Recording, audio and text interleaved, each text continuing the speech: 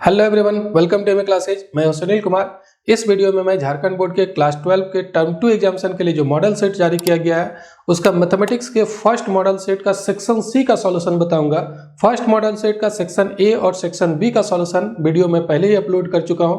Description में link मिल जाएगा, आप वहां से उसको देख सकते हैं। साथ में मॉडल सेट और जो मैं क्लास लूंगा उसका पीडीएफ आपको मिल जाएगा मेरे टेलीग्राम चैनल पर।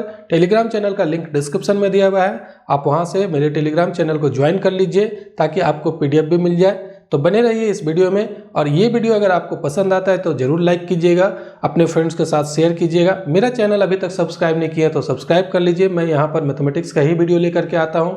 तो चलिए शुरू करते हैं आज इस वीडियो को। और सबसे पहला क्वेश्चन हम लोग देखते हैं यहाँ पर, क्वेश्चन नंबर 15। एक्चुअली 14 तक का वीडियो में पहले ये बता चुका हूँ। ये 15, 16, 17, 18 और 19 ये 5 लॉन्ग क्वेश्चन होता है जो सेक्शन सी में रखा गया है। तो सबसे पहले मैं आज इस वीडियो में क्वेश्चन नंबर 15 बता रहा हूँ। देखिए, ये एक इंटीग्रल का सवाल है, इवेलुएट करना है इस इंटीग्रल को, और ये पार्शियल फ्रैक्शन का यूज करके बनता है। तो सबसे पहले जो इंटीग्रल है उस इंटीग्रल को हम लोग लिख जाते हैं, और ये पार्शियल फ्रैक्शन का यूज करके कैसे बनाएंगे। सबसे पहले मैं इसको थोड़ा सा छोटा कर दे रहा हूं ताकि आपको यहाँ पर समझने में आसानी हो। मैं थोड़ा इसको किनारे कर दे रहा हूं। ऐसे क्वेश्चन मैं लिख चुका हूं, इसीलिए इसकी भी ज़रूरत नहीं है, मैं इसको हटा दे रहा हूं। अब देखिए, ये इंटीग्रल को कैसे निकालेंगे।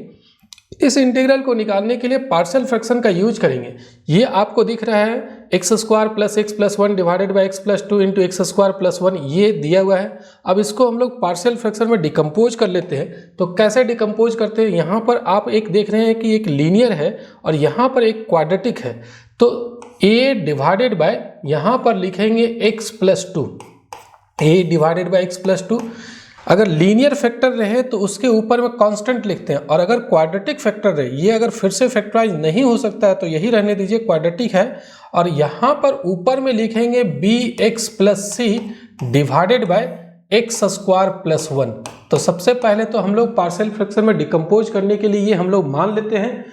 अब क्या करते हैं, यहाँ पर आप एलसीएम ले लीजिए, इसको नंबर हम लोग 2 कर देते हैं, और यहाँ पर एलसीएम लेते हैं। ये एलसीएम आ जाएगा x प्लस 2, और एलसीएम लेकर के इसको हम लोग ऐड कर लेंगे एक्स स्क्वायर प्लस 1। इससे डिवाइड करेंगे एक्स स्क्वायर प्लस 1, ये यहाँ पर मल्टीप्लाई हो जाएगा a into X square plus 1, और यहाँ पर इससे जब डिवाइड करेंगे तो x प्लस 2 आएगा, वो यहाँ पर मल्टीप्लाई होगा B X plus C into X plus 2, ये यहाँ पर मल्टीप्लाई हो गया। तो अब क्या होगा, देखिए, न्यूमरेटर न्यूमरेटर के इक्वल हो जाएगा, डिनोमिनेटर डिनोमिनेटर के तो इक्वल है ही, न्यूमरेटर न्यूमरेटर के इक्वल हो जाएगा।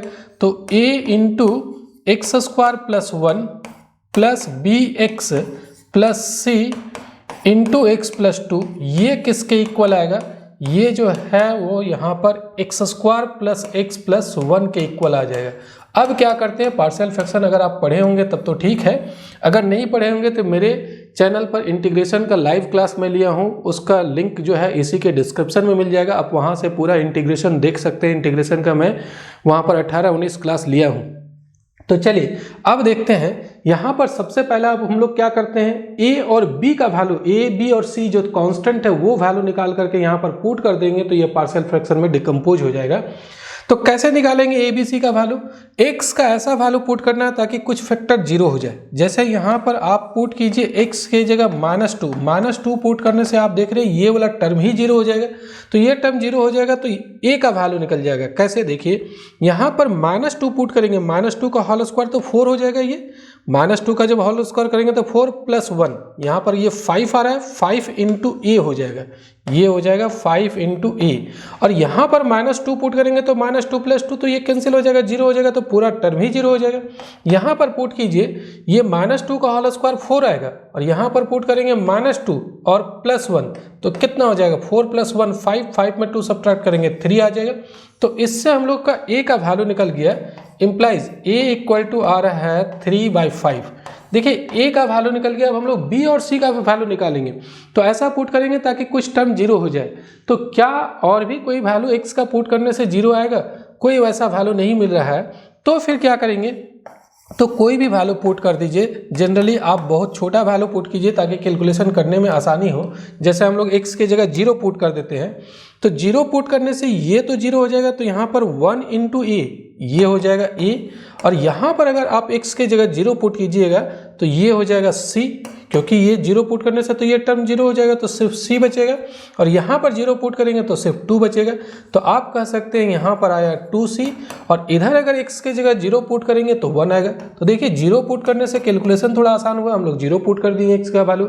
अगर कोई वैल्यू पुट करने से 0 आता है, टर्म 0 हो जाता है, पूरा टर्म 0 हो जाता है, जैसे -2 पुट किए तो ये पूरा टर्म 0 हो गया। अगर वैसा कोई वैल्यू मिलता है तब तो वो पुट कर लेंगे, लेकिन अगर वैसा वैल्यू पुट नहीं मिलता है तो कोई भी आप अपने मन से वैल्यू पुट कर सकते हैं, लेकिन ऐसा ही वैल्यू पुट करेंगे ताकि सॉल्यूशन करने में आसानी हो। अब मान लीजिए 100 पुट कर देंगे तो कैलकुलेशन जो है वो काफ़ी लेंदी हो जाएगा। तो अब जरा समझिए, 0 पुट करने से तो एक इक्वेशन ये बन गया। अब a का वैल्यू हम लोग को पता है, a का वैल्यू पुट कर देंगे c निकल जाएगा। देखिए 2c का वैल्यू कितना आएगा, a को उधर ले जाते हैं 1 माइनस a, और a का वैल्यू पुट कर देते हैं 3/5, तो ये आग सब्ट्रैक्ट करने के बाद आ रहा है 2/5। तो 2c का वैल्यू निकला है, यहाँ से c का वैल्यू क्या हो जाएगा, 2 कैंसिल हो जाएगा, c का वैल्यू आ गया 1/5। तो देखिए a, b और c ये तीनों चीज निकल गया है। अब हम लोग अभी निकला है a का वैल्यू और c का वैल्यू, b नहीं निकला है, तो b भी निकालेंगे। कैसे निकालेंगे, अब हम लोग कौन सा वैल्यू पुट करेंगे, तो ऐसा करते हैं जो पहले पुट किए उसको छोड़ करके सिंपल वैल्यू पुट कीजिए। जैसे x के जगह हम लोग 1 पुट कर देते हैं। 1 पुट करने से क्या होगा, देखिए यहाँ पर पुट कर रहे हैं 1 + 1 2, यहाँ ये हो जाएगा 2a, तो यहाँ पर हम लोग लिखते हैं 2a, और यहाँ पर 1 पुट करेंगे तो b + c हो जाएगा, यहाँ पर b + c, और साथ में क्या होगा, देखिए x के जगह 1 पुट कर रहे हैं तो 1 + 2 3 हो जाएगा। तो हम लोग क्या करते हैं, 3 पहले लिख जाते हैं और उसके बाद फिर b + c लिखते हैं। इधर आप अगर x के जगह 1 पुट करेंगे तो 1 + 1 + 1 यानी कि 3 हो जाएगा। अब हम लोग को कौन कौन सा वैल्यू पता है, a का वैल्यू पता है, c का वैल्यू पता है, b नहीं पता है तो b निकाल लेंगे। तो देखिए यहाँ से 3b = क्या हो जाएगा, 3b = हो जाएगा, 3b यहाँ रहने दीजिए, 2a को उधर ले जाते हैं और 3c को उधर ले जाते हैं, तो 3 - 2a और -3c हो जाएगा। ये 2a उधर जा करके नेगेटिव हो जाएगा, 3 × c उधर जा करके नेगेटिव हो जाएगा। तो अब हम लोग क्या करते हैं, यहाँ पर a और b का वैल्यू पुट कर देते हैं। a b का वैल्यू पुट करने से 3b निकल जाएगा, और फिर बाद में हम लोग फिर b का वैल्यू भी निकाल लेंगे।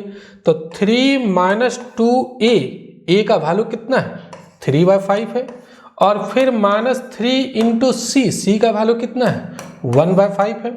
आप ये एलसीएम ले लीजिए, 5 अगर एलसीएम ले लेंगे तो 5 × 3 = 15 हो जाएगा, और यहाँ पर 3 × 2 = 6 आ रहा है, -6 - 3, तो ये हो गया 6 × 3 = 9, 15 में 9 सब्ट्रैक्ट करते हैं 6/5 आ रहा है, और ये 3b का वैल्यू निकला। 3 अगर उधर डिवाइड कर देंगे तो b का वैल्यू हो जाएगा, 3 से जब डिवाइड करेंगे तो ये 2/5 हो गया। तो क्या क्या निकल गया, देखिए यहाँ पर सबसे पहले तो a का वैल्यू निकला है। a का वैल्यू कितना निकला हुआ है, यहाँ पर देख रहे हैं a का वैल्यू 3/5 निकला हुआ है। फिर b का वैल्यू निकल गया है, b का वैल्यू कितना निकला हुआ है, 2/5 निकला हुआ है। और फिर c का वैल्यू निकल गया है, c का वैल्यू कितना निकला हुआ है, c का वैल्यू 1/5 निकला हुआ है। तो ये 3 चीज़ a b c की जरूरत था, वो तीनों का वैल्यू अब हम लोग यहाँ पर पुट कर देंगे। देखिए ये जो हम लोग सपोज किए हैं, यहाँ पर हम लोग a b c का वैल्यू पुट कर देते हैं। तो a b c का वैल्यू पुट करने पर क्या होगा, चलिए मैं आगे लिखता हूँ। देखिए मैं यहाँ पर लिख रहा हूँ, ये क्वेश्चन था x² + x + 1 और डिवाइडेड बाय, मैं यहाँ पर दिखा रहा हूँ क्या है, x² + x + 1 divided by x + 2 × x² + 1।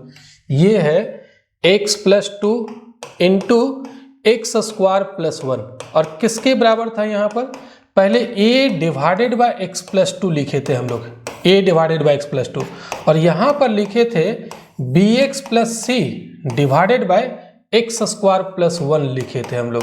तो a का वैल्यू हम लोग निकाले, a का वैल्यू पुट कर दीजिए। देखिए क्या निकाले, a का वैल्यू, a का वैल्यू 3/5 है, b का वैल्यू 2/5 है, c का वैल्यू 1/5 है।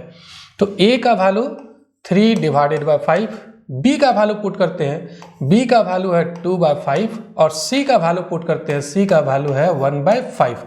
देख लीजिए एक बार, a का वैल्यू 3/5, b का वैल्यू 2/5 और c का वैल्यू 1/5, ये पुट कर दिए यहाँ पर। अब जरा समझिए ये आया कहाँ से, ये कौन सा नंबर था हम लोग का, ये नंबर था 2, तो हम लोग यहाँ पर लिख सकते हैं ये जो लिखे हैं वो हम लोग 2 से लिखे हैं, तो यहाँ पर हम लोग लिख देते हैं फ्रॉम 2, ये हम लोग 2 से लिखे हुए हैं, तो फ्रॉम 2 ये लिख लिए।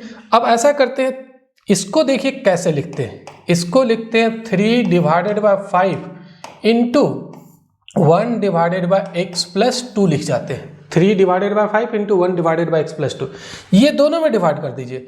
यहाँ पर अगर डिवाइड करते हैं तो 2 divided by 5 into x divided by x square plus 1, और फिर ये यहाँ पर डिवाइड करेंगे तो ये लिखते हैं 1 divided by 5 into 1 divided by X square plus 1।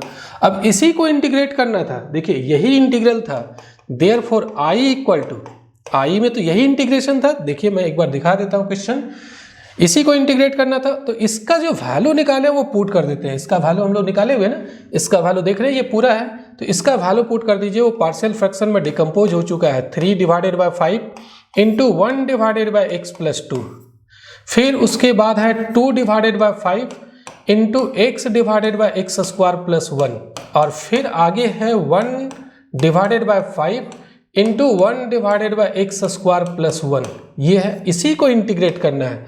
अब तो ये आसानी से इंटीग्रेट हो जाएगा, टर्म बाय टर्म इंटीग्रेट कर दीजिए। 3/5 कांस्टेंट है, ये बाहर हो जाएगा, 1 डिवाइडेड बाय एक्स प्लस 2 यहाँ पर बच रहा है, इसका इंटीग्रल करना है।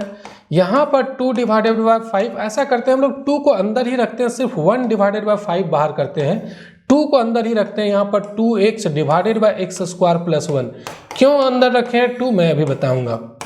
फिर ये कांस्टेंट को यहाँ पर 1/5 को बाहर कर देंगे और 1 divided by X square plus 1, इसको इंटीग्रेट करना है। अब जरा देखिए, ये 3 डिवाइडेड बाय 5 रहने देते हैं, और 1 डिवाइडेड बाय एक्स प्लस 2 का इंटीग्रल क्या हो जाएगा, ये तो आप जानते हैं लॉग मॉड x प्लस 2 होता है इसका इंटीग्रल।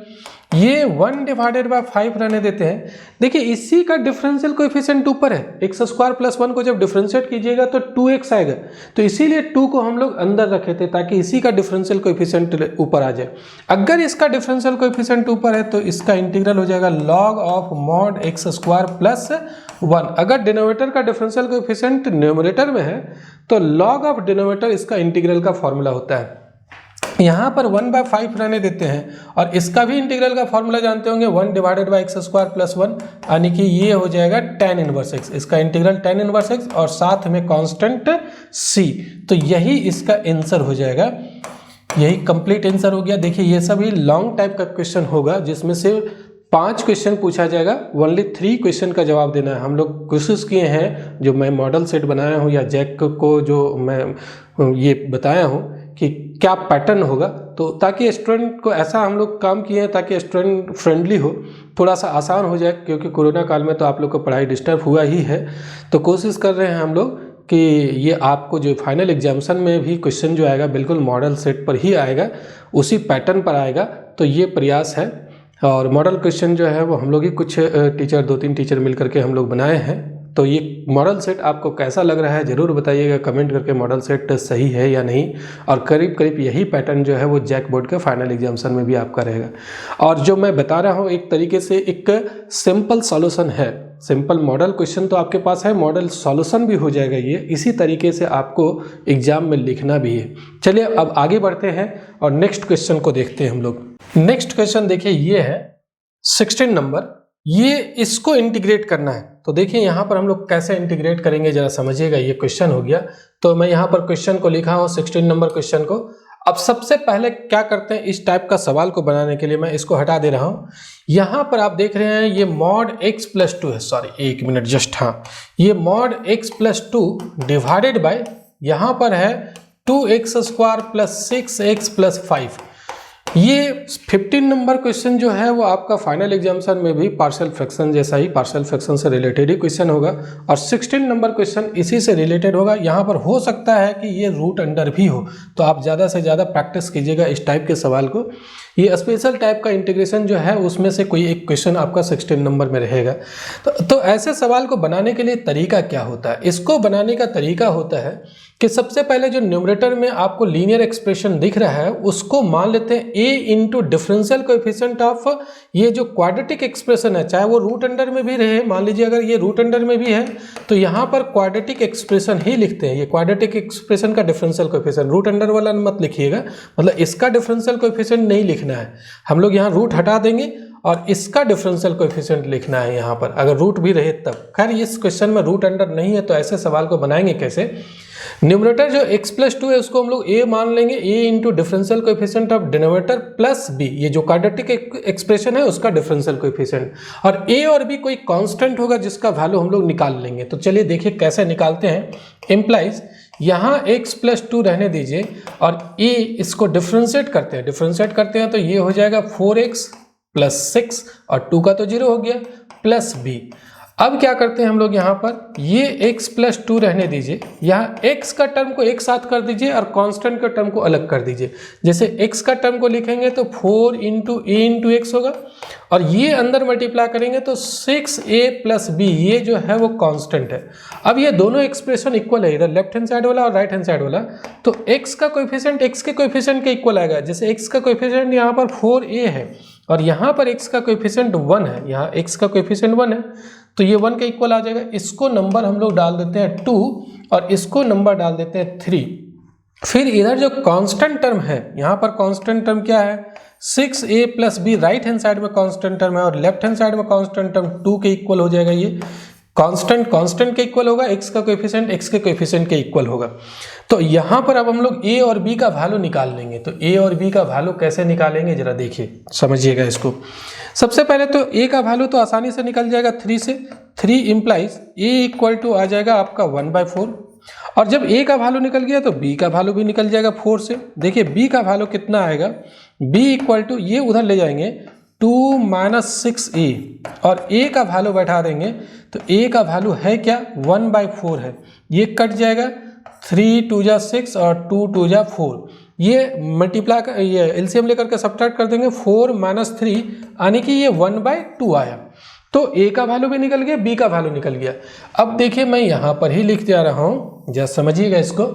इस इंटीग्रल को हम लोग i माने हैं, इस i = 1 मिनट जरा सा इस 2 से पहले लिख जाते हैं, फ्रॉम 2। हम लोग क्या करते हैं, फ्रॉम 2 से पहले इसका वैल्यू लिख जाते हैं x+2 का। तो x+2 का वैल्यू अब क्या हो जाएगा, x+2 का वैल्यू होगा a इंटू 4x + 6। यहाँ a का वैल्यू निकला हुआ है हम लोग का, देखिए a का वैल्यू 1/4 है तो 1/4 इंटू 4x + 6 और प्लस यहाँ पर आपका है b का वैल्यू कितना है, b का वैल्यू 1/2 है, यहाँ पर प्लस 1/2। ये आप एलसीएम लेकर के अगर ऐड करते हैं तो इसी के इक्वल आएगा, ये दोनों अलग चीज़ नहीं है, इसी को इस तरीके से लिखा गया। आप एलसीएम लेकर के देखिएगा, ऐड कीजिएगा तो ये x+2 के ही इक्वल आ जाएगा। तो इसको हम लोग लिखें इस तरीके से, इससे क्या फ़ायदा होगा मैं अभी बताऊंगा आगे। तो अब हम लोग क्या करते हैं, फ्रॉम फर्स्ट, अब फर्स्ट से लिखते हैं, ये तो हम लोग सेकेंड से लिख गए। अब फर्स्ट से i = इंटीग्रल को क्या लिख सकते हैं जरा समझिएगा, x+2, तो x+2 का वैल्यू क्या है, x+2 का वैल्यू है 1/4 इंटू 4x + 6 और प्लस 1/2। ये तो हम लोग x+2 को लिखे हैं ना, तो x+2 को इस तरीके से जो एक्सप्रेस किए हैं वो लिख जाएंगे और नीचे जो है वो रहने देते हैं। नीचे क्या हो जाएगा, 2x² + 6x + 5 और यहाँ पर dx रहने दीजिए। अब क्या करते हैं, दोनों में डिवाइड कर देते हैं हम लोग, इसको दोनों में डिवाइड कर देंगे। तो कैसे डिवाइड करेंगे जरा समझिए, यहाँ पर भी डिवाइड करते हैं तो 1/4 into 4x + 6 divided by 2x² + 6x + 5 हो गया और यहाँ पर भी डिवाइड करेंगे तो ये हो जाएगा 1/2 इंटू 1/2 को पहले लिख गए और 1 डिवाइडेड बाय 2x² + 6x + 5 और इसको अब हम लोग को इंटीग्रेट करना है। अब जरा देखिए, यहाँ 1/4 तो कांस्टेंट है तो ये बाहर हो जाएगा, दोनों को टर्म बाय टर्म इंटीग्रेट कर दीजिए। 1/4 कांस्टेंट है, ये बाहर हो जाएगा, 4x + 6 divided by 2x² + 6x + 5 और इसको भी इंटीग्रेट करेंगे तो 1/2 कांस्टेंट है, ये बाहर हो जाएगा। यहाँ इंटीग्रेट करना है 1 डिवाइडेड बाय 2x² + 6x + 5 और अब जरा समझिए कैसे इंटीग्रेट करते हैं। इसी का डिफरेंशियल कोएफिशिएंट ऊपर है, चेक कीजिए, इसको डिफरेंशिएट करने पर यही आएगा, ये 4x आ जाएगा और 6 आ जाएगा, इसका तो 0 हो जाएगा। अगर इसी का डिफरेंशियल कोएफिशिएंट ऊपर है तो इंटीग्रल क्या हो जाता है, लॉग ऑफ डिनोमिनेटर हो जाता है, तो लॉग ऑफ डिनोमिनेटर इसका इंटीग्रल हो जाएगा। इसीलिए हम लोग काम किए हैं, इसको इस तरीके से एक्सप्रेस किए ताकि इसी का डिफरेंशियल कोएफिशिएंट यहाँ पर हो। हम लोग लिखे हैं ना a into differential coefficient of this, ये लेकर के चले थे, इसी का डिफरेंशियल कोएफिशिएंट यहाँ पर लाए, इस तरीके से एक्सप्रेस करेंगे और इसको होल स्क्वायर का फॉर्म में हम लोग कन्वर्ट करेंगे। तो देखिए कैसे काम करेंगे मैं यहाँ पर बता रहा हूँ, आप जरा समझिए। यहाँ पर मैं यहाँ पर लिख रहा हूँ, लाइन दे रहा हूँ और उसके बाद में ये नेक्स्ट पेज में चला जाएगा आपका।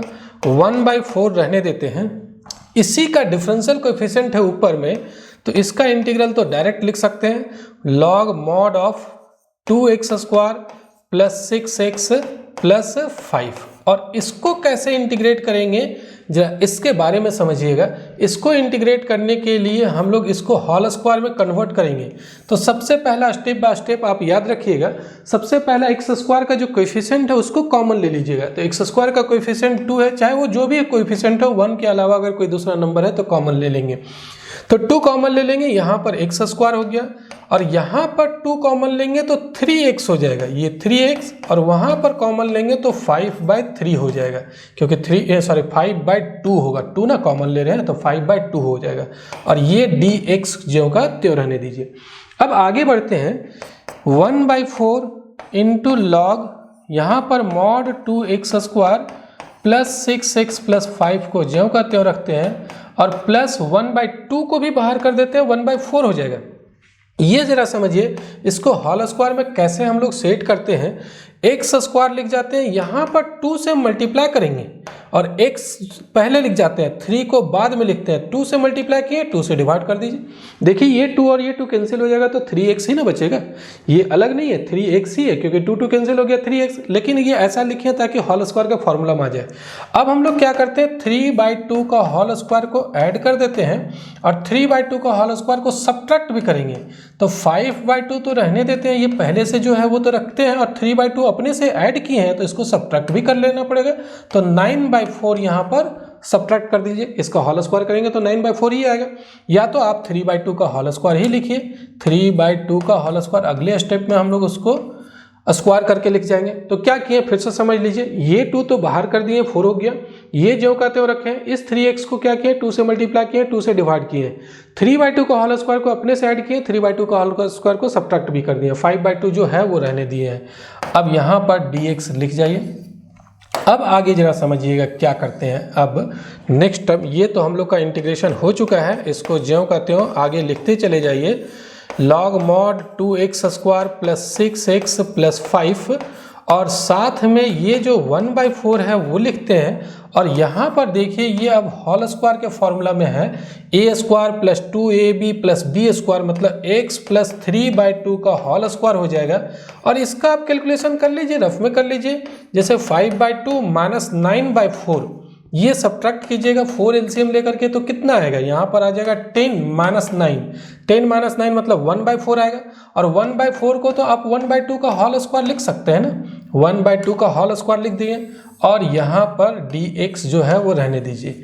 थोड़ा सा इसको हम लोग रफ में ही सिंप्लीफाई कर लिए और उसके 1/2 का होल स्क्वायर लिख दिए, इसको 1/4 आ रहा था, 1/4 को 1/2 का होल स्क्वायर लिख दिए। अब जरा समझिए आगे क्या करेंगे। अब ये फॉर्मूला में है, उस फॉर्मूला का यूज कर लेंगे। ये तो ऑलरेडी इंटीग्रल हो चुका है, log 2x² plus 6x plus 5 रहने दीजिए और ये 1/4 लिख जाते हैं। कौन सा फॉर्मूला यूज होगा, याद कीजिए कौन सा फॉर्मूला यहाँ पर हम लोग अप्लाई करेंगे। एक फॉर्मूला है 1/x² प्लस a² का, इसका इंटीग्रल का फॉर्मूला होता है 1/a into tan inverse x/। सभी फॉर्मूला आप जरूर याद रखिएगा, अभी से याद होना चाहिए, ऐसा नहीं कि एग्जामिनेशन के समय याद कीजिए, अभी से सारा फॉर्मूला को याद रखिए। तो इसका फॉर्मूला है 1/a tan inverse x/। x के जगह यहाँ पर x प्लस 3/2 है और a के जगह है 1/2 का होल स्क्वायर, तो ये फॉर्मूला अप्लाई कर सकते हैं यहाँ पर। तो 1/a के जगह क्या है 1/2 और tan इनवर्स x/a, तो x के जगह है x प्लस 3/2 और डिवाइडेड बाय a के जगह है 1/2 और साथ में इंटीग्रेटिंग कांस्टेंट c। अब देखिए आगे हम लोग क्या करते हैं, 1/4 log ये ज्यों का त्यों रखिए 2x² प्लस 6x प्लस 5, और यहाँ पर हम लोग क्या करते हैं, ये तो 2 से कट कैंसिल हो जाएगा 1/2, और यहाँ पर आप दो काम कर सकते हैं, या तो 2 एलसीएम लेकर के कैंसिल कर लीजिए या 2 से ऊपर नीचे मल्टीप्लाई कर दीजिए। तो 2 से अगर ऊपर नीचे मल्टीप्लाई करेंगे, 2 से करेंगे तो क्या हो जाएगा, ये 2x प्लस 3 आएगा, और नीचे जब मल्टीप्लाई करेंगे तो नीचे 1 हो जाएगा। नीचे 2 से मल्टीप्लाई करेंगे तो 1 हो जाएगा, तो 1 लिखना जरूरी नहीं है, सिर्फ 2x प्लस 3 ही लिखिए, या फिर आप 2 एलसीएम ले लीजिए और 2 कैंसिल हो जाएगा तो सिर्फ 2x प्लस 3 आएगा। तो यही इसका आंसर हो जाएगा। तो कोई विशेष सवाल नहीं है, ये 16 नंबर क्वेश्चन था। अब हम लोग आगे बढ़ते हैं और क्वेश्चन नंबर 17 देखते हैं। 17 नंबर वेक्टर का है, ये 5 मार्क्स का क्वेश्चन है, जिसको 5 पार्ट में डिवाइड किया गया, प्रत्येक पार्ट के लिए 1-1 मार्क्स होगा, और ये आसान बनाने की कोशिश की गई है इस क्वेश्चन को। देखिए यहाँ पर सबसे पहले तो 4 पॉइंट का पोजीशन वेक्टर दिया हुआ है, एक i प्लस जे प्लस के है, 2i प्लस 5j है एक पॉइंट का, एक है 3i plus 2j minus 3k, फिर i minus 6j minus k respectively are the position vector points a b c and d। Then find vector A B vector C D निकालना है, फिर उसका मैग्नीट्यूड निकालना है, फिर ए बी सी डी का dot product निकालना है, फिर इसका क्रॉस प्रोडक्ट निकालना है, फिर दोनों वेक्टर के बीच का एंगल निकालना है। तो सबसे पहले तो यहाँ पर थोड़ा सा आप देखिए, ऊपर मैं जाता हूँ क्योंकि यहाँ पर आपको पूरा विजिबल नहीं होगा। तो यहाँ पर मैं लिखा हूँ ए का पोजीशन वेक्टर, बी का पोजीशन वेक्टर, सी का पोजीशन वेक्टर जो दिया हुआ है क्वेश्चन में, और डी का पोजीशन वेक्टर यहाँ पर जो क्वेश्चन में दिया हुआ था उसी को लिख गए हैं। यहाँ पर 3i plus 2j minus 3k है, यहाँ थोड़ा सा मिस्टेक है, माइनस 3k है, ये क्वेश्चन में माइनस 3k है, 3k कैप। अब उसके बाद ये 4 पॉइंट का पोजीशन वेक्टर है, जैसे ए है यहाँ पर बी है, तो ए बी सी और डी, ये 4 पॉइंट का पोजीशन वेक्टर है। निकालना क्या है, वेक्टर ए बी निकालना है, ए से बी को ज्वाइन कर दीजिए, वेक्टर ए बी निकालना है, और वेक्टर सी डी निकालना है। तो कैसे निकाला जाता है, ये आसान है। हम लोग सबसे पहले फर्स्ट क्वेश्चन बनाते हैं। वेक्टर ए बी निकालने का फॉर्मूला है, ये निकालने का तरीका होता है position vector of B, B का पोजीशन वेक्टर लिखते हैं, यहाँ पर जो बी पॉइंट है बाद में उसका पोजीशन वेक्टर, और उसमें सब्ट्रैक्ट कर देते हैं जो फर्स्ट में पॉइंट है उसका पोजीशन वेक्टर ऑफ ए, ये सब्ट्रैक्ट कर देते हैं, वेक्टर ए बी निकल जाएगा। तो बी का पोजीशन वेक्टर तो आपको दिया हुआ है, ये बी का पोजीशन वेक्टर है 2i cap plus 5j cap.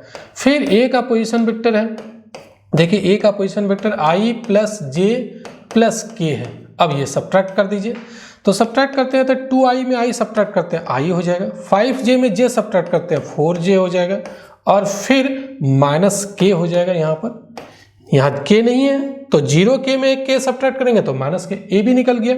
फिर दूसरा हम लोग निकालते हैं वेक्टर सी डी निकालते हैं, यही निकालना है। तो वेक्टर सी डी ऐसे ही निकालेंगे, position vector of D minus position vector of C निकालेंगे, पोजीशन वेक्टर ऑफ सी। चलिए देखिए, इसको थोड़ा सा मैं छोटा कर दे रहा हूँ, इसकी ज़रूरत अभी है नहीं, और उसके बाद फिर मैं आगे बताऊँगा। चलिए मैं यहाँ पर कर दिया हूँ इसको छोटा करके।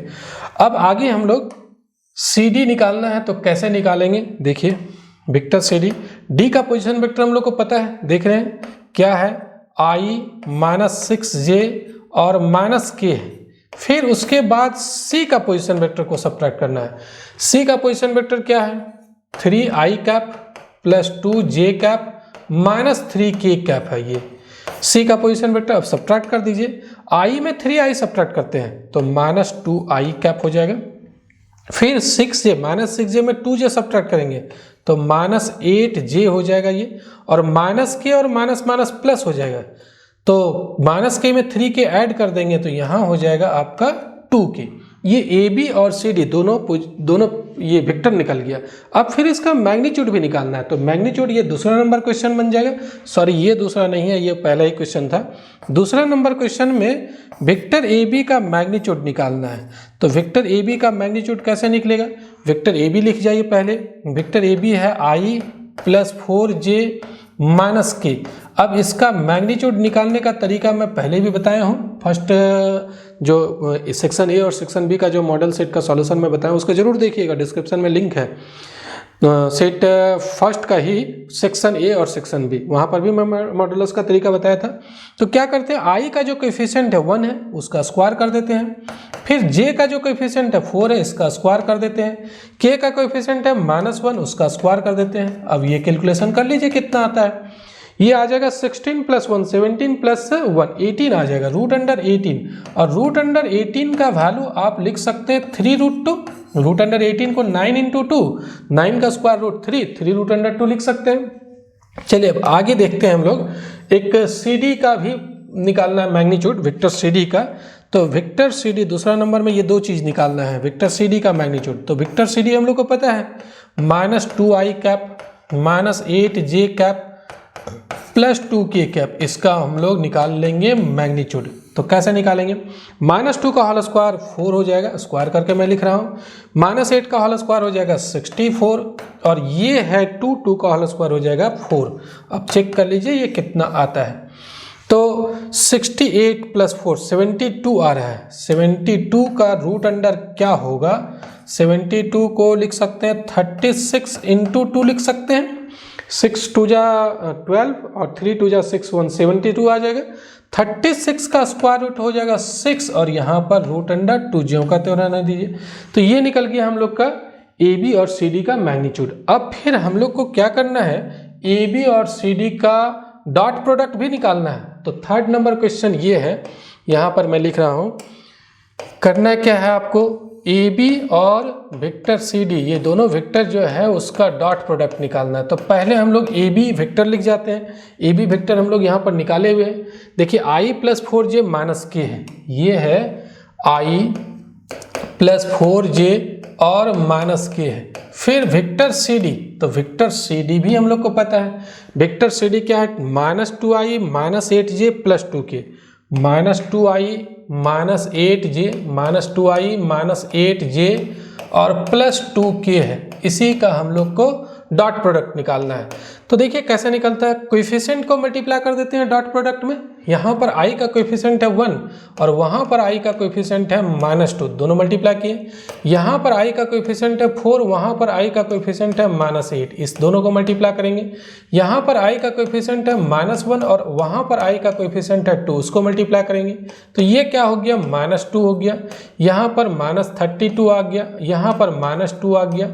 तो 2 to 4 to 6 मतलब -36 आ गया इसका दोनों वेक्टर का डॉट प्रोडक्ट। अब क्रॉस प्रोडक्ट निकालना है, फोर्थ नंबर में क्रॉस प्रोडक्ट। तो क्रॉस प्रोडक्ट कैसे निकलता है? दो वेक्टर का क्रॉस प्रोडक्ट AB और CD का क्रॉस प्रोडक्ट।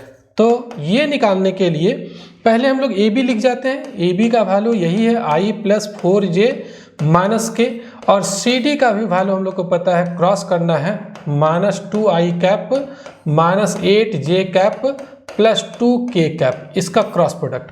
तो क्रॉस प्रोडक्ट निकालने का तरीका होता है, एक डिटर्मिनेंट के हेल्प से निकलता है। सबसे पहले इस डिटर्मिनेंट में लिखते हैं, ऊपर में I, J और K लिखते हैं। I का कोएफिशिएंट है 1, J का कोएफिशिएंट है यहाँ पर 4, फिर K का कोएफिशिएंट -1। फर्स्ट वेक्टर का कोएफिशिएंट लिख जाते हैं I, J, K का। सेकेंड वेक्टर में जो कंपोनेंट है यानी कि I, J, K का जो कोएफिशिएंट है वो लिख जाते हैं -2, -8 और 2। इसी डिटर्मिनेंट को एक्सपेंड कर देंगे, इससे क्रॉस प्रोडक्ट निकल जाएगा।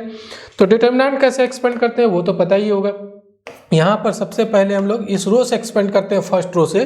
तो फर्स्ट रो में I है, I को लिख जाते हैं। ये 4 × 2 = 8 हो जाएगा, और यहाँ पर -+8 हो जाएगा। फिर उसके बाद यहाँ पर -j लिखते हैं, -j, और इसके साथ में क्या करना है? इस रो, इस कॉलम को और इस रो को छोड़ देंगे। 1 × 2 2, और यहाँ पर मल्टीप्लाई करके सबट्रैक्ट करेंगे -2। k के साथ क्या लिखेंगे? k के साथ लिखना है, तो इस कॉलम को इस रो को छोड़ देंगे, -8 +8 हो जाएगा। तो ये क्या आ रहा है आप देखिए, ये 8 - 8 मतलब 0i, यहाँ पर हो गया ये भी 0j और वहाँ पर भी 0k, तो ये वेक्टर ही 0 आ गया। दोनों का क्रॉस प्रोडक्ट जो निकला है वो क्या आ गया? वेक्टर 0 आ गया। अब दोनों के बीच का एंगल निकालना है। अगर ये दोनों वेक्टर के बीच का एंगल निकालना है, इस बीच के एंगल को अगर हम लोग थीटा मान लें, तो यही थीटा हम लोग को पता करना है AB और CD के बीच का एंगल। तो ये कैसे पता करते हैं जरा समझिए। ऐसे क्रॉस प्रोडक्ट 0 निकल गया है, यहाँ से भी आप लिख सकते हैं कि दोनों जो है वो पैरेलल हो जाएगा। दो वेक्टर का क्रॉस प्रोडक्ट अगर 0 हो तो वो दोनों क्या होता है? पैरेलल होता है। तो पैरेलल होता है तो फिर एंगल क्या हो जाएगा? 0 या पाई हो सकता है। तो दूसरा तरीका है, यहाँ पर हम लोग लिखते हैं let theta be the angle between किसके बीच का? Angle between vector A B and vector C D, ये दोनों वेक्टर के बीच का एंगल को हम लोग थीटा मान लिए। तो देयरफॉर कॉस थीटा निकालने का एक फॉर्मूला भी है, दोनों वेक्टर का डॉट प्रोडक्ट करेंगे A B dot C D और दोनों के मैग्नीट्यूड से डिवाइड कर देंगे, mod of A B into mod of C D, इससे डिवाइड कर देंगे, इससे भी डॉट प्रोडक्ट ये एंगल निकल जाता है। तो A B dot C D हम लोग निकाले हुए हैं अभी जस्ट, इसके पहले वाला वही यूज कर लेंगे। देखिए A B dot C D हम लोग यहाँ पर जो निकाले हुए -36 है, तो यहाँ पर हम लोग -36 लिख जाते हैं। देखिए -36 और दोनों का मैग्नीट्यूड भी निकाले हुए हैं। देखिए मैग्नीट्यूड कितना आया है, ए बी का मैग्नीट्यूड आया 3√2 और सी डी का मैग्नीट्यूड आया 6√2। तो ये दोनों मैग्नीट्यूड पहले से निकाले हुए हैं, 3√2 और 6√2, ये मल्टीप्लाई कर दिए तो -36 डिवाइडेड बाई 6 3 जा 18 और √2 तो 2 हो जाएगा, तो 18 2 जा 36, यानी कि ये आ गया आपका -1। अगर cos थीटा इक्वल टू -1 है तो थीटा इक्वल टू क्या हो जाएगा, cos theta equal to -1 implies theta equal to हो जाएगा पाई, यानी कि दोनों के बीच का एंगल हो जाएगा पाई। एक्चुअली पैरेलल है लेकिन अपोजिट डायरेक्शन का होगा, तो अपोजिट डायरेक्शन का है इसलिए उसके बीच का एंगल हो जाएगा पाई। तो चलिए ये क्वेश्चन हम लोग हो गया। अब हम लोग आगे बढ़ते हैं, क्वेश्चन नंबर 19 हम लोग देखते हैं, सॉरी 18 देखते हैं। क्वेश्चन नंबर 18 है, find the shortest distance between the lines. दो लाइन का इक्वेशन दिया हुआ है और उसके बीच का शॉर्टेस्ट डिस्टेंस निकालना है। वेक्टर इक्वेशन दिया हुआ है। तो पहले एक चीज हम लोग समझते हैं लाइन का इक्वेशन के बारे में, उसके बाद हम लोग शॉर्टेस्ट डिस्टेंस के बारे में डिस्कस करेंगे। लाइन का इक्वेशन इस फॉर्म में वेक्टर इक्वेशन होता है, R equal to vector A plus lambda into vector B. तो ये वेक्टर ए और वेक्टर बी है क्या, जरा इसके बारे में समझ लीजिए।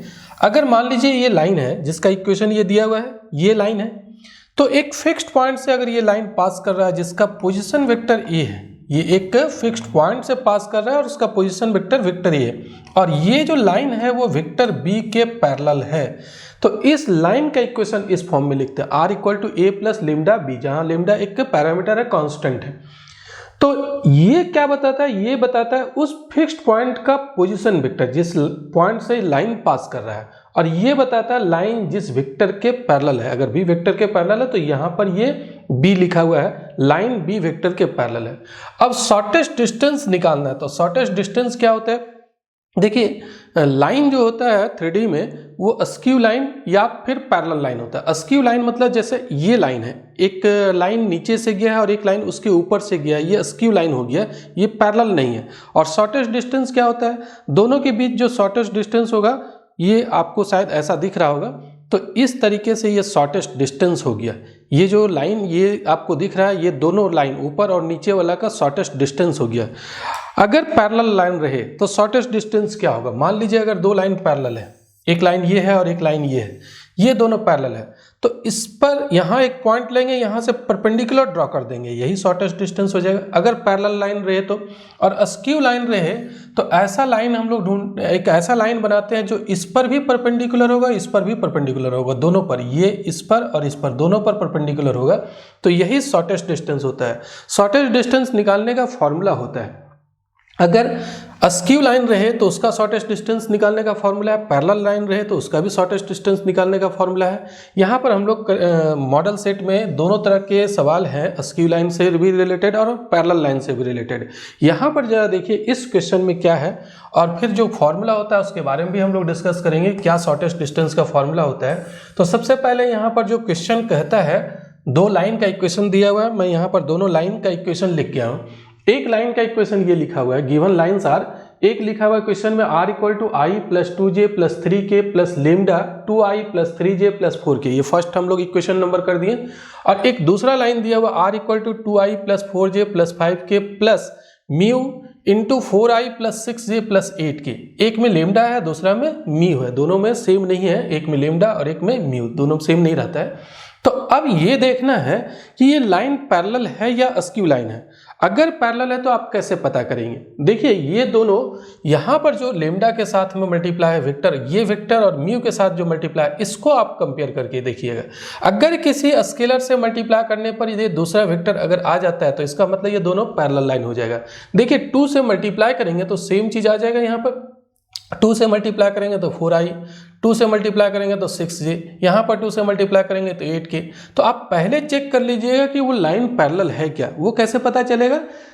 किसी एक में एक स्केलर से एक फिक्स्ड नंबर से मल्टीप्लाई करने पर अगर दूसरा आ जाता है मतलब पैरेलल हो जाएगा। तो यहाँ से आपको पता चल जाएगा। तो देखिए इसको हम लोग फिर से लिखते हैं, इस लाइन को फिर से लिखते हैं। यहाँ पर equation 2 can be rewritten as, कैसे लिख रहे हैं? ये r को तो ज्यों कहते हो 2i + 4j + 5k ज्यों कहते हो। यहाँ से 2 कॉमन ले लीजिए, क्योंकि 2 कॉमन लेंगे तो फिर यही चीज़ आ जाएगा। तो 2 कॉमन ले लीजिए, 2 कॉमन ले लिए, यहाँ पर म्यू पहले से है और 2 कॉमन लेंगे तो 2i + 3j + 4k हो जाएगा।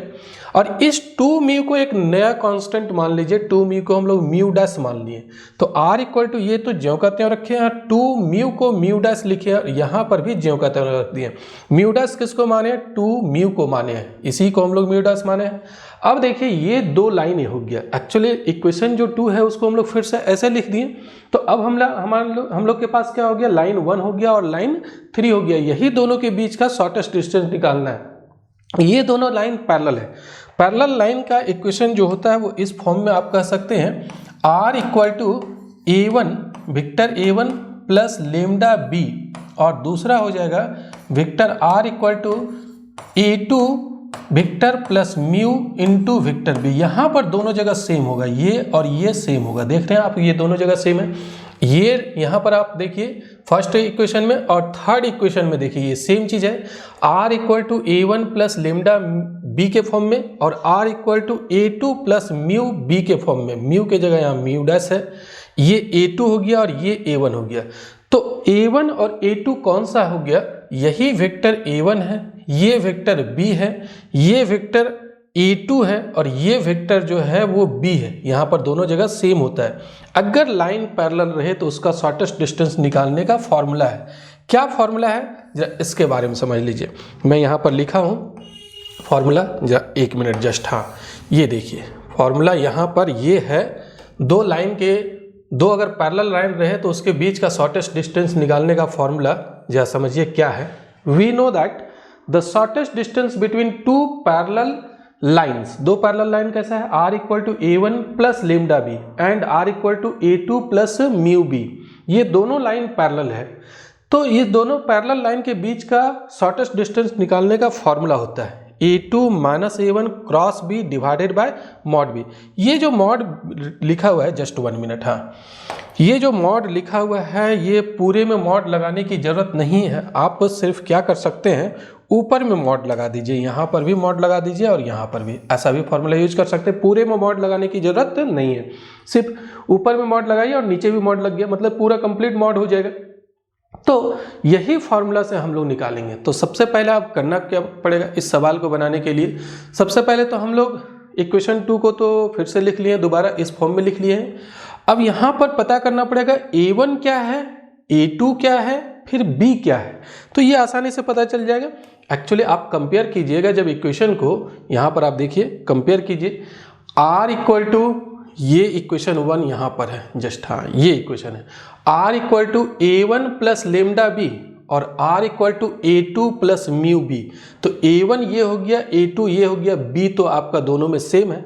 तो a1 a2 और b हम लोग लिख लेंगे। उसके बाद फिर a2 - a1 निकाल लेंगे, फिर b का क्रॉस प्रोडक्ट करेंगे, इसका मैग्नीट्यूड निकालेंगे, b के मैग्नीट्यूड से डिवाइड कर देंगे, शॉर्टेस्ट डिस्टेंस निकल जाएगा। तो चलिए हम लोग a1 a2 और b पहले लिख लेते हैं। देखिए हम लोग नेक्स्ट स्लाइड में चलते हैं और मैं यहाँ पर लिख रहा हूँ a1 के बारे में। यहाँ पर हेयर हम लोग ऐसा लिखेंगे कि हेयर a1 = वेक्टर a1 क्या है, जरा कंपेयर करके हम लोग लिख लेते हैं।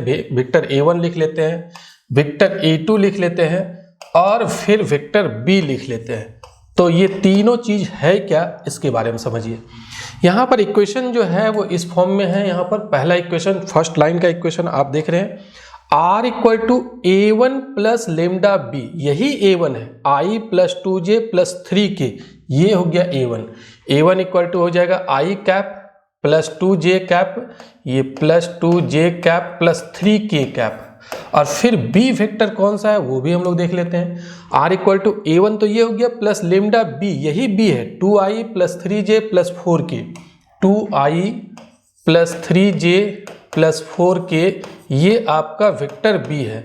अब फिर A2 वेक्टर क्या होगा, ये सेकेंड इक्वेशन से मिलेगा, लाइन 2 से मिलेगा। लाइन 2 को हम लोग फिर से ऐसे लिखे हुए हैं, तो R equal to A2 plus mu B, ये B हो गया, और A2 यही है 2i plus 4j plus 5k, ये है 2i plus 4j plus 5k। तो अब हम लोग क्या करेंगे, हम लोग को ये चीज़ तो पता चल गया, फॉर्मूला यूज करेंगे। तो फॉर्मूला के लिए हम लोग सबसे पहले A2 माइनस A1 वेक्टर निकाल लेंगे। Now vector A2 minus vector A1, vector A2 है क्या, हम लोग को पता है यहाँ पर 2i cap plus 4j cap plus 5k cap, ये है वेक्टर A2। और फिर वेक्टर A1 को सब्ट्रैक्ट करना है। वेक्टर A1 है क्या, i cap plus 2j cap plus 3k cap, ये वेक्टर A1 है। सब्ट्रैक्ट कर लीजिए, देखिए कितना आता है। 2i में i सब्ट्रैक्ट करते हैं i कैप, 4j में 2j सब्ट्रैक्ट करते हैं 2j कैप, और 5k में 3k सब्ट्रैक्ट करते हैं, यहाँ पर आ जाएगा ये 2k कैप। अब इसके बाद हम लोग क्या करते हैं, अगेन ये वेक्टर B के साथ क्रॉस प्रोडक्ट निकाल लेंगे। फॉर्मूला में हम लोग को जरूरत है vector A2 minus vector A1, और इसका क्रॉस प्रोडक्ट निकालना है B के साथ। तो वेक्टर A2 माइनस A1 तो हम लोग को पता है, यहाँ पर निकाले हुए हैं i cap plus 2j cap plus 2k cap, और फिर वेक्टर B भी हम लोग को पता है, वेक्टर B यहाँ पर लिखे हुए हैं 2i cap plus 3j cap plus 4k cap, ये हम लोग को वेक्टर B पता है। अब फिर क्या करते हैं, ये दोनों का क्रॉस प्रोडक्ट करना है। तो क्रॉस प्रोडक्ट कैसे होगा, क्रॉस प्रोडक्ट के लिए तो मैं अभी डिस्कस किया हूँ एक सवाल में। एक डिटर्मिनेंट लिखते हैं i j k, और फर्स्ट वेक्टर का कंपोनेंट लिखते हैं यहाँ 1 2 2, सेकेंड वेक्टर का कंपोनेंट लिखते हैं 2 3 4। अब इसको आप एक्सपेंड कर सकते हैं आसानी से इस डिटर्मिनेंट को। तो देखिए मैं एक्सपेंड कर रहा हूँ, 2 4 जा 8, 8 में 6 सब्ट्रैक्ट करेंगे। मैं डायरेक्ट लिख रहा हूँ 2i कैप, आप लिख सकते हैं डायरेक्ट, लेकिन आप स्टेप बाय स्टेप लिखेंगे तो ताकि मिस्टेक होने की संभावना नहीं रहेगा। फिर j के साथ इस रो और इस कॉलम को छोड़ देंगे, तो 4 माइनस 4 मतलब ये 0 हो जाएगा, 0j, माइनस 0 भी लिख सकते हैं या प्लस 0, जो भी लिखिए। k के साथ इस रो और इस कॉलम को छोड़ देंगे, तो 3 माइनस 4 यानी कि माइनस k हो जाएगा। यहाँ पर आ रहा है 3 और माइनस 4 आएगा तो माइनस k हो जाएगा। तो ये निकल गया A2 minus A1 cross B। अब शॉर्टेस्ट डिस्टेंस कैसे निकालेंगे ये देख लीजिए। शॉर्टेस्ट डिस्टेंस का फॉर्मूला है mod of A2 minus A1 cross B, और फिर इसका मॉडुलस है, और मॉड B से हम लोग डिवाइड करते हैं, ये फॉर्मूला है। तो हम लोग लिख जा रहे हैं therefore shortest distance equal to इसका मॉडुलस। तो इसका मॉडुलस, ये वेक्टर आपको पता है, इसका मॉडुलस लिख जाइए 2i minus 0j minus k, ये इसका मॉडुलस लिखना है ऊपर में, और नीचे लिखना है वेक्टर B का मॉडुलस। वेक्टर B भी पता है, वेक्टर B एक्चुअली यही वाला वेक्टर B है। तो यहाँ पर हो जाएगा 2i cap plus 3j cap plus 4k cap, इसका मॉडुलस हो जाएगा। तो अब देख लीजिए इसका मॉडुलस क्या आता है, 4 आएगा, यहाँ पर 2 का होल स्क्वायर 4 हो जाएगा, प्लस 0 आएगा, प्लस 1 आएगा, माइनस 1 का होल स्क्वायर 1 करेंगे, और यहाँ पर नीचे आपका हो जाएगा 2 का होल स्क्वायर 4 प्लस 9 प्लस 16, यानी कि ये ऊपर में आया √5, और नीचे क्या आ रहा है, नीचे आ रहा है 16 प्लस 4 29 आ रहा है। आप दोनों का मॉडुलस पहले भी निकाल करके और लास्ट में यहाँ पर वैल्यू पुट कर सकते हैं। तो ये निकल गया दोनों पैरेलल लाइन के बीच का शॉर्टेस्ट डिस्टेंस निकल गया। अस्क्यू लाइन से रिलेटेड जो सवाल है, मैं नेक्स्ट मॉडल सेट में है उससे रिलेटेड सवाल, तो वहाँ पर मैं बताऊँगा। चलिए अब आगे बढ़ते हैं, नेक्स्ट क्वेश्चन देखते हैं। नेक्स्ट क्वेश्चन जो है वो एलपीपी का सवाल है। ये एक आपको दिख रहा होगा एलपीपी का सवाल, और इसी को हम लोग को सॉल्व करना है। इस टाइप का एक क्वेश्चन जरूर आपके फाइनल एग्जामिनेशन में भी रहेगा, एलपीपी का एक सवाल। तो एलपीपी का सवाल कैसे बनाते हैं, अगर एक क्वेश्चन आप समझ जाते हैं तो कोई भी एलपीपी का सवाल को बना सकते हैं। तो इस क्वेश्चन को ध्यान से समझिएगा। सबसे पहले देखते हैं कि एलपीपी का क्वेश्चन कहता क्या है। Solve the following LPP graphically, graphical method से सॉल्व करना रहता है। इसके लिए आपको ग्राफ पेपर मिलेगा एग्जामिनेशन में, और उसी ग्राफ पेपर पर इसको बनाना है, इसका ग्राफ उसी ग्राफ पेपर पर बनाना है। तो देखिए क्वेश्चन है, maximize z equal to 3x plus 2y subject to constraints x plus y less than equal to 4, x minus y less than equal to 2, X Y greater than equal to 0। तो इस सवाल को हम लोग बनाएंगे कैसे, जरा समझिए। यहाँ पर सबसे पहले तो हम लोग क्वेश्चन लिख जाते हैं, ध्यान से समझिएगा, स्टेप बाय स्टेप समझिएगा, आसानी से ये बना सकते हैं। सबसे पहले गिवन एलपीपी इज, मैक्सिमाइज करना है, ये जेड फंक्शन को मैक्सिमाइज करना है, इसको ऑब्जेक्टिव फंक्शन कहा जाता है।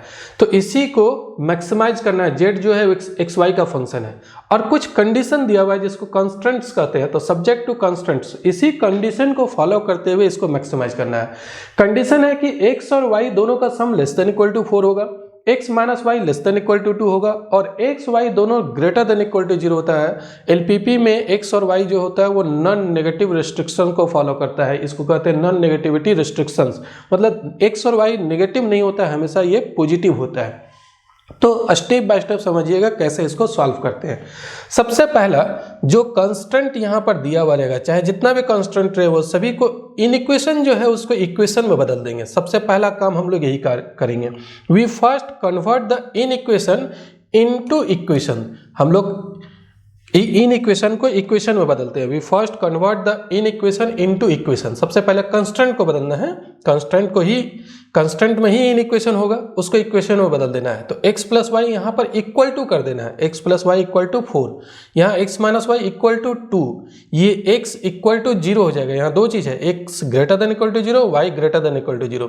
तो एक x इक्वल टू 0 कर दिए और एक y इक्वल टू 0 कर देते हैं, यहाँ पर एक y इक्वल टू 0। ये जो 4 इन इक्वेशन था उसको 4 इक्वेशन में बदल दिए। अब करना क्या है, ये जो है इसी का ग्राफ बनाना है। हम लोग को ग्राफ पेपर पर ये चारों लाइन, 4 स्ट्रेट लाइन को रिप्रेजेंट करेगा, ये लीनियर इक्वेशन है, तो चारों स्ट्रेट लाइन को ग्राफ में बनाना है।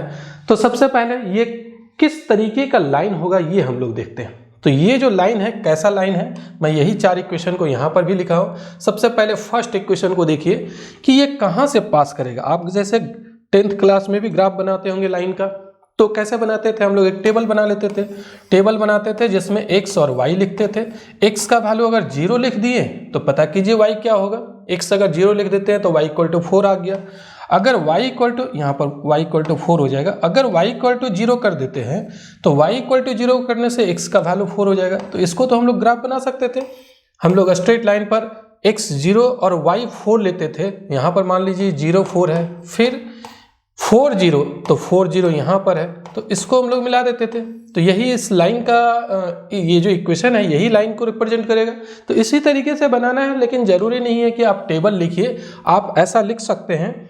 यहाँ पर देखिए मैं लिख रहा हूँ द लाइन 1, यहाँ पर the line 1 Passage through 2 points या पासेज थ्रू पॉइंट्स, नाम हम लोग दे देते हैं पासेज थ्रू पॉइंट्स।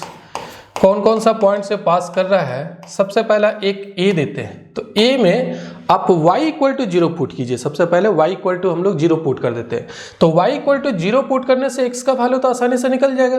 तो ये x का वैल्यू 4 आएगा और y का वैल्यू 0 हो जाएगा। टेबल नहीं बना करके हम लोग इस तरीके से लिख देते हैं कि the line 1 Passage through point A 4 0 and B एक पॉइंट लेते हैं जिसका x कोऑर्डिनेट 0 है, मतलब x के जगह 0 पुट कर दीजिए। तो पता कीजिए y कितना आता है, तो 0 4, ये 2 पॉइंट से पास करेगा लाइन 1। एंड लाइन 2 कहाँ से पास करेगा, लाइन 2 पासेज थ्रू, ये भी इसी तरीके से 2 पॉइंट निकाल लीजिए। पासेज थ्रू पॉइंट्स, कौन सा 2 पॉइंट, जा देखिए थ्रू पॉइंट, यहाँ पर हो जाएगा थ्रू पॉइंट्स। 2 पॉइंट का नाम हम लोग दे देते हैं, एक सी दे देते हैं। y कोऑर्डिनेट 0 पहले पुट कीजिए। अगर आप y 0 पुट करते हैं, सेकेंड इक्वेशन की मैं बात कर रहा हूँ, तो y 0 पुट करेंगे तो x का वैल्यू 2 आ जाएगा, तो 2 0।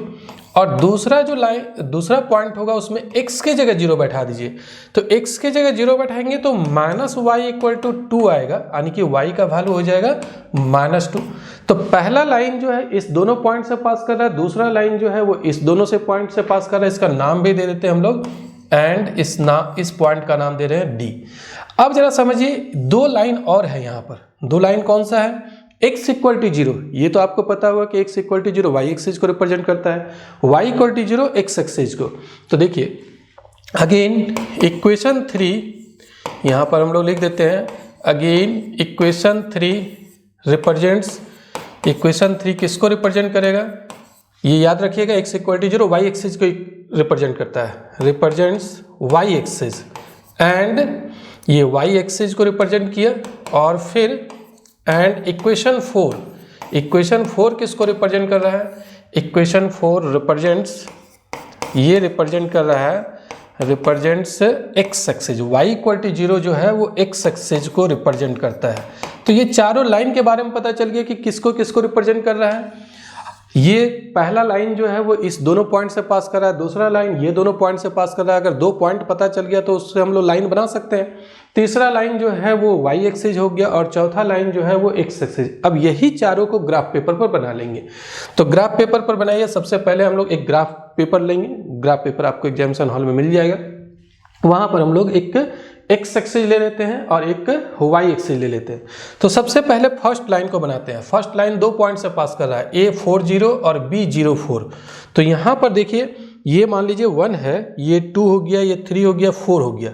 तो यहाँ पर आपका होगा A40 और फिर B04, दूसरा पॉइंट है B04। तो ये कहाँ पर आएगा? B04 वाई एक्सिस पर आएगा। तो 1 ये मान लीजिए, ये 2, ये 3, ये 4, यानी कि B04। अगर x कोऑर्डिनेट 0 है तो वो वाई एक्सिस पर, अगर y कोऑर्डिनेट 0 है तो x एक्सिस पर। तो ये दोनों पॉइंट को मिला देंगे। यहाँ पर एक पॉइंट है और एक पॉइंट यहाँ है। तो इस तरीके का ये फिगर बन जाएगा। ये लाइन हो गया एक लाइन। दूसरा लाइन कौन सा होगा? ये देखिए, दूसरा लाइन C20 और D0-2 से पास कर रहा है। तो C20, तो 20 कहाँ होगा? यहाँ पर 1 है, यहाँ पर 2 है। तो ये हो जाएगा C20 और D-0-2, तो -2 वाई कोऑर्डिनेट है, नीचे जाएगा। यहाँ पर मान लीजिए ये जो है ये आपका हो जाएगा D, x कोऑर्डिनेट तो 0 और y कोऑर्डिनेट -2। तो ग्राफ पेपर पर बनाइएगा। एक पॉइंट तो यहाँ से पास कर रहा है और एक पॉइंट यहाँ से पास कर रहा है, इसको मिला देंगे तो ऐसा फिगर बन जाएगा। और एक खुद x एक्सिस है, x एक्सिस का इक्वेशन y इक्वल टू 0 होता है, तो y इक्वल टू 0 ये हो गया। और ये खुद एक y एक्सिस है, x इक्वल टू 0 ये वाला हो गया। तो ये जो 4 इक्वेशन था, चारों का हम लोग बना लिए। ये फर्स्ट इक्वेशन हो गया, ये सेकेंड इक्वेशन हो गया, x equal to 0 third equation, y equal to 0 fourth equation. जो 4 इक्वेशन था चारों से हम लोग बना लिए। अब देखिए हम लोग को शेडेड पोर्शन बनाना है। एक्चुअली ये तो हम लोग इन इक्वेशन था ना, उसको हम लोग इक्वेशन में कन्वर्ट किए हैं। तो इन इक्वेशन क्या रिप्रेजेंट करेगा, चलिए देखते हैं हम लोग। क्वेश्चन में देखिए इन इक्वेशन क्या था। एक्चुअली हम लोग इसको इन इक्वेशन में कन्वर्ट किए। तो x plus y less than equal to 4 था और x minus Y less than equal to 2 और x y greater than equal to 0। सबसे पहले इसके बारे में समझिए। x और y दोनों नॉन नेगेटिव है, पॉजिटिव है, 0 है लेकिन नेगेटिव नहीं है। तो नेगेटिव यानी कि x कोऑर्डिनेट और y कोऑर्डिनेट दोनों पॉजिटिव किस में होता है? फर्स्ट क्वाड्रेंट में। तो जो भी फिगर बनेगा वो फर्स्ट क्वाड्रेंट में। अब ये क्या बता रहा है? x plus y less than equal to 4 और x minus Y less than equal to 2, ये क्या रिप्रेजेंट कर रहा है? जरा हम लोग ग्राफ पेपर पर देखते हैं। एक्चुअली यहाँ पर आपको दिया हुआ है equation x plus y less than equal to 4 और x minus Y less than equal to 2। अगर x plus y equal to 4 रहता है तो इक्वल टू 4 हो गया। तो जो लाइन है, मान लीजिए ऐसा लाइन है, तो इस लाइन का पॉइंट जो है वो यहाँ पर कोई भी पॉइंट ले लेंगे तो ये जो पॉइंट है वो इसको सेटिस्फाई करता है। लेकिन यहाँ पर इक्वल टू नहीं है बल्कि लेस देन इक्वल टू है। तो लेस देन इक्वल टू कौन सा पॉइंट होगा? हम लोग सारे पॉइंट को निकालेंगे जो इस इन इक्वेशन को सेटिस्फाई करता है। तो आपको मैं बता दे रहा हूँ तरीका क्या है। सबसे पहले ओरिजिन आप पुट करके देखिएगा, ध्यान से समझिएगा, बहुत सारे स्टूडेंट इसमें मिस्टेक करते हैं। ये जो इन इक्वेशन है इसमें सबसे पहले ओरिजिन पुट करके देखिए, ओरिजिन का कोऑर्डिनेट सेटिस्फाई करता है कि नहीं। अगर हम लोग यहाँ पर 0 बैठा दें, x के जगह और y के जगह 0 बैठा दें, लेस देन इक्वल टू 4, क्या ये ट्रू है या फॉल्स है? एक्चुअली ये आ गया आपका 0 और ये लेस देन इक्वल टू 4, ये तो ट्रू है, 0 तो 4 से छोटा है। तो ओरिजिन इसको सेटिस्फाई कर रहा है। तो लाइन जो है वो 2 पार्ट में बांट रहा है। यही लाइन है x plus y equal to 4, ये जो लाइन है x plus y equal to 4 है, ये पूरे प्लेन को 2 भागों में बांट दिया, एक तो ऊपर चला गया और एक नीचे। तो नीचे अगर ओरिजिन सेटिस्फाई करता है तो ओरिजिन की तरफ से इसका छायांकित भाग होगा, शेडेड पोर्शन होगा, मतलब इसको सेटिस्फाई करने वाला इधर वाला सारा पॉइंट होगा, इधर जितना भी पॉइंट है सब इसको सेटिस्फाई करेगा, ऊपर वाला पॉइंट सेटिस्फाई नहीं करेगा। कैसे पता करेंगे? फिर से समझिए, ओरिजिन का कोऑर्डिनेट पुट करके देखेंगे, अगर वो सेटिस्फाई कर गया तो जिधर ओरिजिन है उधर वाला पॉइंट सारा इसका सॉल्यूशन होगा, इसका सॉल्यूशन सारा इधर वाला पॉइंट हो जाएगा। देखिए 2 0 सेटिस्फाई कर जाएगा, या यहाँ पर कोई भी पॉइंट इधर ले लेंगे वो सेटिस्फाई कर जाएगा। x के जगह 2 बैठाएंगे, y के जगह 0 बैठाइए, देखिए लेस देन इक्वल टू 4 आ जा रहा है ना। तो यही तरीका होता है, यानी कि इधर हम लोग इसको छायांकित करेंगे, ये पोर्शन में इधर सेट करेंगे, और ये फर्स्ट क्वाड्रेंट में ही सिर्फ करना है क्योंकि x और y दोनों ग्रेटर देन इक्वल टू 0 है ना, तो हम लोग सिर्फ फर्स्ट क्वाड्रेंट में करेंगे। दूसरा इक्वेशन ये है x minus Y less than equal to 2। अब ये देखिए इसको ओरिजिन सेटिस्फाई करता है कि नहीं, x के जगह 0 पुट कर देते हैं, y के जगह 0, लेस देन इक्वल टू 2 आता है कि नहीं, 0 माइनस 0 0 आ गया, less than equal to 2 satisfy कर रहा है। तो ये लाइन है आपका x minus y equal to 2, x minus y equal to 2 ये लाइन है। तो ये लाइन जो है एक साइड में ओरिजिन है, दूसरे साइड में ओरिजिन नहीं है, तो जिधर ओरिजिन है उधर ही इसका सॉल्यूशन होगा क्योंकि ओरिजिन इसको सेटिस्फाई किया। अगर सेटिस्फाई नहीं करता तो इधर सॉल्यूशन नहीं होता, दूसरे साइड सॉल्यूशन होता। ओरिजिन सेटिस्फाई कर रहा है इसीलिए सॉल्यूशन इधर होगा। तो फर्स्ट क्वाड्रेंट का ये जो पार्ट है यही इसका शेडेड रीजन बन जाएगा, यही शेडेड रीजन हो जाएगा, मतलब यही सॉल्यूशन होगा, ये पूरा रीजन जो है वो सॉल्यूशन होगा। फर्स्ट क्वाड्रेंट में ही रखना है, इसके ऊपर रहेगा सॉल्यूशन तो इधर नहीं रखना है, इधर नहीं रखना है। इधर क्यों नहीं रखना है? क्योंकि हम लोग को दिया हुआ है कि x और y दोनों कोऑर्डिनेट जो है वो पॉजिटिव है। तो कैसा फिगर बन जाएगा लास्टली देखिए, ये फिगर बन जाएगा। यहाँ पर एक कोऑर्डिनेट है 4 0 जहाँ से पास कर रहा था, और ये b जिसका कोऑर्डिनेट है 0 4, ये c से पास कर रहा था 2 0, और d से 0 -2 होगा, यहाँ पर ये -2 है। अब उसके बाद दोनों जहां इंटरसेक्ट करता है वो भी पॉइंट निकाल लेंगे, ये पॉइंट 3 और 1 आएगा। आपको ग्राफ पेपर पर भी पता चल जाएगा कि ये इंटरसेक्शन पॉइंट का कोऑर्डिनेट क्या होगा। एक्चुअली देखिए ये 1 है, 2 है, 3, अगर सही बनाते हैं तो x कोऑर्डिनेट 3 हो गया और y कोऑर्डिनेट 1 हो गया क्योंकि 1 पर इंटरसेक्ट कर रहा है। लेकिन आपको ग्राफ पेपर के आधार पर नहीं लिखना, आपको सॉल्व कर लेना है। कैसे? ये दोनों लाइन का इंटरसेक्शन पॉइंट का कोऑर्डिनेट निकालना है। तो दोनों लाइन के इक्वेशन को हम लोग सॉल्व कर लेंगे। कौन सा दोनों लाइन? जब मैं पीछे आपको दिखाता हूँ। एक लाइन ये था ना, एक लाइन था x plus y equal to 4 जिसको हम लोग 1 कहे थे, इक्वेशन 1, और एक था x minus y equal to 2, इसको इक्वेशन नंबर 2 किए थे। इसी को सॉल्व करते हैं। तो यहाँ पर हम लोग लिखेंगे, सबसे पहले तो पॉइंट के बारे में लिख लिए कि ये लाइन कहाँ से पास करता है उसके बारे में। नाउ अब हम लोग लिखते हैं, now solve equation 1 and 2, equation 1 and 2, 1 और 2 को सॉल्व करते हैं। 1 प्लस 2 इम्प्लाइज, 1 और 2 को आप ऐड कर दीजिए, दोनों को ऐड करते हैं। 1 प्लस 2 इम्प्लाइज, तो 1 का लेफ्ट हैंड साइड है आपका x प्लस वाई, और 2 को ऐड करना है, 2 यानी कि x माइनस वाई को ऐड करना है, उधर भी ऐड कीजिए 4 प्लस 2। ये माइनस वाई से प्लस वाई कैंसिल हो जाएगा, तो x प्लस x 2x हो जाएगा, 2x इक्वल टू 6, यानी कि x का वैल्यू आ गया आपका 3। फिर हम लोग 2 से निकाल लीजिए या फर्स्ट से किसी से भी निकाल लीजिए, फर्स्ट इम्प्लाइज, फर्स्ट से y का वैल्यू निकाल लीजिए। तो y का वैल्यू क्या होगा, x को उधर ले जाएंगे तो 4 माइनस x, और x का वैल्यू है 3, तो 4 माइनस 3 मतलब 1, यानी कि ये दोनों लाइन कहाँ इंटरसेक्ट कर रहा है, जिसका x कोऑर्डिनेट 3 होगा और y कोऑर्डिनेट 1 होगा।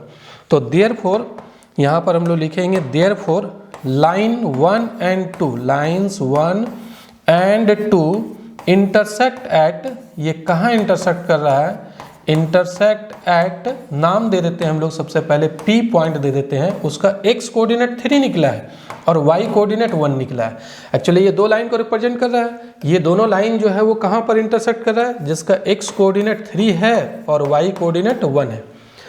तो यही फिगर बनेगा। देखिए शेडेड पोर्शन हम लोग यहाँ पर बनाए हैं ना, इस लाइन के नीचे इधर ओरिजिन की तरफ, इस लाइन के भी ऊपर था, ये ओरिजिन की तरफ ही था, और जो भी पोर्शन था वो सिर्फ फर्स्ट क्वाड्रेंट में होगा, यही शेडेड रीजन हो गया।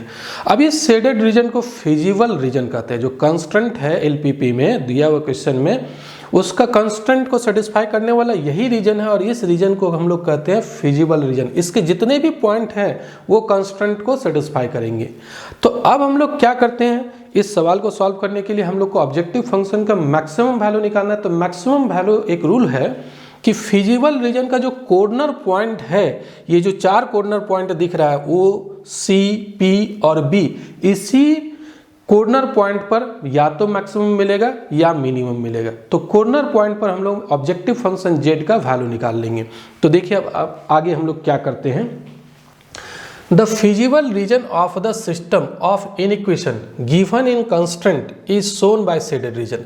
एक्चुअली फिजिबल रीजन जो होगा system of inequations given in constraint, constraint में जो सिस्टम ऑफ इनइक्वेशन दिया हुआ है उसका जो फिजिबल रीजन होगा is shown by shaded region in the graph. Graph में हम लोग छायांकित भाग से दिखाए हुए हैं शेडेड रीजन से। We see that the feasible region is bounded. अभी हम लोग देख रहे हैं ना ये फिजिबल रीजन बाउंडेड है, कुछ खास एरिया से घिरा हुआ है, अनबाउंडेड नहीं है, इन्फिनिटी तक रीजन नहीं गया है, बस इसी खास एरिया में से घिरा हुआ है, तो ये बाउंडेड रीजन है। तो यहाँ पर हम लोग लिख दिए हैं, देखिए क्या लिखे हैं, we see that the feasible region is bounded, the corner point of the feasible region. Corner point को लिख लीजिए क्योंकि कॉर्नर पॉइंट पर ही मैक्सिमम या मिनिमम वैल्यू मिलेगा। तो कॉर्नर पॉइंट है एक, देख लीजिए ओरिजिन है, सबसे पहले ओरिजिन है जिसका कोऑर्डिनेट 0 0, सी है जिसका कोऑर्डिनेट 2 0, पी है जिसका कोऑर्डिनेट 3 1 और बी है जिसका कोऑर्डिनेट 0 4 है। तो यहाँ पर वही लिखे हैं ओरिजिन 0 0, सी 2 0, बी 3 1 एंड यहाँ पर होगा पी 3 1 और बी होगा 0 4। अब यही कॉर्नर पॉइंट पर हम लोग ऑब्जेक्टिव फंक्शन का वैल्यू निकाल लेंगे। तो ऑब्जेक्टिव फंक्शन है क्या, जरा इसके बारे में समझ लीजिए। यहाँ पर लिखते हैं the value of the objective function z at the corner points are given in the following table. एक टेबल बना लीजिए। तो टेबल में सबसे पहले कॉर्नर पॉइंट लिख लीजिए, कॉर्नर पॉइंट एक्स वाई, मतलब कॉर्नर पॉइंट जो भी था उसको हम लोग लिख लिए, ओरिजिन था, सी था, पी था, बी था। अब वैल्यू ऑफ z निकालिए। तो देखिए z का वैल्यू क्या होगा, सबसे पहले यहाँ पर हम लोग ओरिजिन पर निकालते हैं z का वैल्यू। तो ओरिजिन पर निकालेंगे तो 3 × 0 + 2 × 0, ये हो गया आपका 0। फिर इस पॉइंट पर C पर निकालेंगे ऑब्जेक्टिव फंक्शन का वैल्यू, यही ऑब्जेक्टिव फंक्शन था क्वेश्चन में। तो x के जगह 2 पुट करेंगे, तो 3 × 2 + 2 × 0, तो ये आ रहा है आपका 6। अब फिर इस P पॉइंट पर निकालते हैं ऑब्जेक्टिव फंक्शन का वैल्यू, z = 3 × x के जगह 3 पुट करना है और y के जगह 1 पुट करना है, तो 9 + 2 11 हो जाएगा। और फिर हम लोग z का वैल्यू निकालते हैं इस पॉइंट पर। तो इस पॉइंट पर x के जगह 0 पुट कर दीजिए, 3 × 0 + 2 × 4, तो ये हो गया आपका 8। तो अब देखिए z का मैक्सिमम वैल्यू कहाँ है हमारा, एक्चुअली हम लोग को निकालना क्या था, मैक्सिमम वैल्यू निकालना था। देखिए क्वेश्चन में मैं एक बार दिखा देता हूँ। क्वेश्चन में कहता है इसका मैक्सिमम वैल्यू निकालना है, मैक्सिमाइज z को मैक्सिमाइज करना था। तो z को मैक्सिमाइज करना था, तो मैक्सिमम वैल्यू कहाँ पर आया, एक तो 0 आ रहा है, एक 6 आ रहा है, एक 11 आ रहा है, एक 8 आ रहा है। तो 11 मैक्सिमम है। अगर मिनिमम निकालना रहता तो मिनिमम चूज करते, तो मैक्सिमम निकालना है, तो मैक्सिमम यहाँ पर आया 11 मैक्सिमम वैल्यू आया, किस पॉइंट पर आया, P पॉइंट पर। तो यही फिजिबल सॉल्यूशन होगा। हम लोग लास्ट में लिख देंगे यहाँ पर, देखिए मैं ये वाला लिख रहा हूँ, जरा समझिएगा। यहाँ पर हम लोग लास्ट में ये लिख देंगे कि clearly maximum value of z is 11। 11 जो है वो मैक्सिमम वैल्यू है, अटेंड एट द पॉइंट 3 1, जिसका कोऑर्डिनेट 3 1 पर मिला है। मतलब उस LPP का सॉल्यूशन हो जाएगा x का वैल्यू 3 और y का वैल्यू 1, यही सॉल्यूशन होगा। और उस ऑब्जेक्टिव फंक्शन का मैक्सिमम वैल्यू हो गया, z का वैल्यू 11 हो गया। अगर आप पूरे LPP को आप समझते हैं तो एक्चुअली होता क्या है LPP, उसके बारे में आपको समझ में आ जाएगा। लेकिन मैं एक ग्राफिकल मेथड से जो क्वेश्चन आपके मॉडल सेट में था, उस मॉडल सेट का एक सॉल्यूशन बताया हूँ। तो चलिए आज इस वीडियो में बस यहीं तक, और प्रत्येक मॉडल सेट का मैं 2-2 वीडियो बना दूंगा। सेक्शन ए, सेक्शन बी का एक वीडियो और सेक्शन सी का एक अलग वीडियो, क्योंकि पूरे सेक्शन का, सभी सेक्शन का मतलब 19 क्वेश्चन का अगर एक वीडियो में बनाना चाहूँ तो बहुत लंबा हो जाता है। तो इसीलिए मैं प्रत्येक के मॉडल सेट का 2-2 वीडियो बना दूंगा और वो आपको मिल जाएगा एक साथ मेरे YouTube चैनल पर। अगर मेरा YouTube चैनल सब्सक्राइब नहीं किया तो सब्सक्राइब कर लीजिए। ये वीडियो आपको कैसा लगा ज़रूर कमेंट करके बताइएगा और फ्रेंड्स के साथ शेयर कीजिएगा इस वीडियो को। चलिए मिलते हैं नेक्स्ट वीडियो में। इस वीडियो को देखने के लिए बहुत बहुत धन्यवाद। Thank you.